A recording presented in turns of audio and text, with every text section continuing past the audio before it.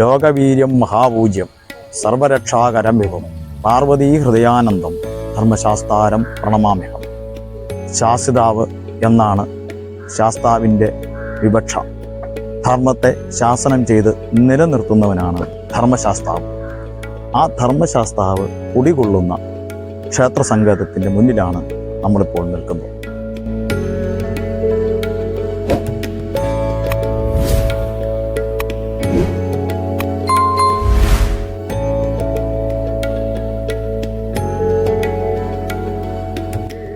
ശാസ്താംകോട്ടക്കായലിൻ്റെ തീരത്ത് പ്രഭയെന്ന ഭാര്യയോടും സത്യകൻ എന്ന പുത്രനോടുമൊപ്പം ഐശ്വര്യവാനായി വില്ലാളി വീരനായി വിരാജിക്കുന്ന ധർമ്മശാസ്താവിൻ്റെ പുണ്യദർശന കേന്ദ്രം. രാമായണ കഥയുമായി ബന്ധപ്പെട്ട ഐതിഹ്യമനുസരിച്ച് ഭഗവാൻ ശ്രീരാമചന്ദ്രൻ പൂജിച്ച വിഗ്രഹമാണ് ഇവിടുള്ളത് എന്ന് ഭക്തർ വിശ്വസിക്കുന്നു. ഇവിടെയുള്ള വാനരക്കൂട്ടം സീതാ അന്വേഷണ സമയത്ത് ശ്രീരാമനൊപ്പം ഉണ്ടായിരുന്ന വാനര സംഘത്തിലെ കുറച്ചംഗങ്ങളുടെ പിന്മുറക്കാരാണെന്ന വിശ്വാസം നിലനിൽക്കുന്നുണ്ട്. കോട്ടയിൽ ശാസ്താവ് കുടികൊണ്ടിടം എന്ന അർത്ഥത്തിൽ ശാസ്താംകോട്ട എന്ന പേര് വന്നുവെന്നാണ് സ്ഥലനാമ ഗവേഷകർ അഭിപ്രായപ്പെടുന്നത്. ശബരിമലയുമായി ബന്ധപ്പെട്ട മലകളുടെ ആരംഭവും ഇവിടെ നിന്നാണെന്ന് സ്ഥലവാസികളുടെ അഭിപ്രായമുണ്ട്. രാജാക്കന്മാർ ഭഗവാനെ വന്ന് കണ്ടു വണങ്ങി ഭേദചിന്തയില്ലാതെ മനുഷ്യ സമൂഹത്തിലെ നാനാജാതി മതസ്ഥരെ ആദരിച്ചിരുന്ന സങ്കേതമെന്ന പെരുമയും ഈ പുണ്യഭൂമിക്കുണ്ട്. കേരളത്തിലെ ഏറ്റവും വലിയ ശുദ്ധജല തടാകമാണ് കൊല്ലം ജില്ലയിലെ കുന്നത്തൂർ താലൂക്കിലുള്ള ശാസ്താംകോട്ടക്കായൽ. ഹരിത മനോഹരമായ കുന്നിൻ പ്രദേശങ്ങളും കുന്നുകൾക്കിടയിലെ നെൽപ്പാടങ്ങളും ഈ ശുദ്ധജല തടാകത്തെ മനോഹരമാക്കുന്നു. പ്രകൃതി രമണീയമായ ശാസ്താംകോട്ട ക്ഷേത്രം ഈ കായലിനടുത്താണ്. കായലിനു ചുറ്റുമുള്ള പ്രദേശങ്ങളിൽ കുടിവെള്ളം ലഭ്യമാക്കുന്നത് ഈ തടാകത്തിൽ നിന്നാണ്.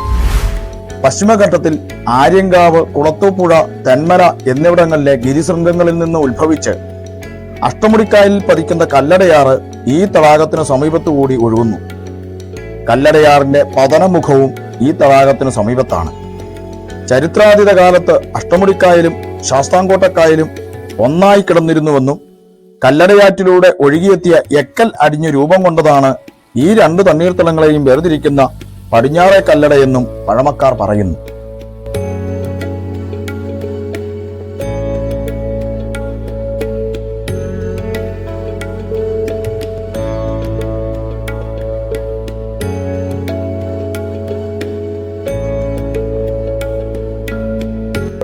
ഭഗവാന്റെ അനുഗ്രഹവും ചൈതന്യവും പ്രകൃതി ചൈതന്യവുമായി ഒത്തിണങ്ങിയ ഒരു മനോഹാരിതയാർന്ന ക്ഷേത്രമാണ് ശാസ്താംകോട്ടയിലെ ധർമ്മശാസ്ത്ര ക്ഷേത്രം.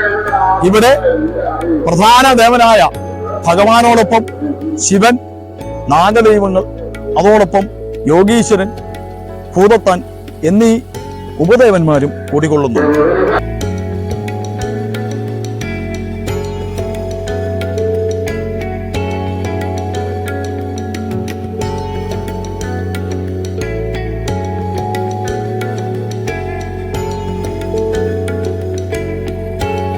ഭഗവാന്റെ അനുഗ്രഹവും പ്രകൃതിയുടെ ചൈതന്യവും അതോടൊപ്പം സമസ്ത ജീവജാലങ്ങളെയും സംരക്ഷിക്കുന്നവനാണ് താനെന്ന ധർമ്മശാസ്താവിൻ്റെ ഉത്തമമായ ബോധ്യവും നമുക്ക് വെളിവാക്കി തരുന്ന ഈ ക്ഷേത്ര സങ്കേതത്തിൽ ഒരു തവണയെങ്കിലും ഭക്തർ ദർശനം നടത്തേണ്ടത് വളരെയേറെ പുണ്യകരമാണ്.